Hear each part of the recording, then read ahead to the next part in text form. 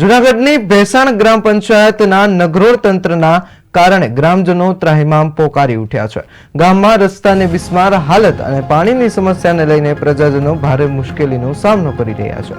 તાલુકા કચેરીમાં અધિકારીઓને મળતા ન હોવાથી લોકો પોતાની રજૂઆત કરી શકતા નથી। ગ્રામ પંચાયતમાં પણ તલાટી તાલીમ અર્થે જતા તેમજ સરપંચ કચેરીમાં હાજર ન રહેતા લોકો દયનીય સ્થિતિમાં મુકાયા છે।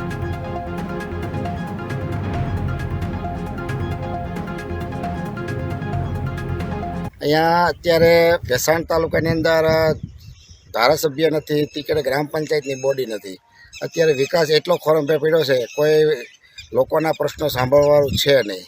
ખાસ કરીને તો અહીંયા તલાટી મંત્રીની સમસ્યા હતી, પછી અત્યારે વહીવટદારની સમસ્યા છે। 20 દિવસ થયા, 14/8થી કોઈ તલાટી મંત્રી કે વહીવટદાર છે નહીં। બીજામાં કે તલાટી મંત્રી ન હોવાથી નાના મોટા કામ થતા નથી, વહીવટદાર ન હોવાથી કોઈ જાતનો વહીવટ થતો નથી। અને ગામની અંદર અત્યારે લોકોના પ્રશ્ન સાંભળે એવું કોઈ વ્યક્તિ છે નહીં, નથી સરપંચ, નથી ધારાસભ્ય। અને જે કાંઈ કામ થયા છે એ કામને લઈને જે સત્તાધીશો અને અધિકારીઓના જે મનમેળ નથી, એના વિશે બધે કામ ખોરંભે પાડ્યા છે। અહીંયા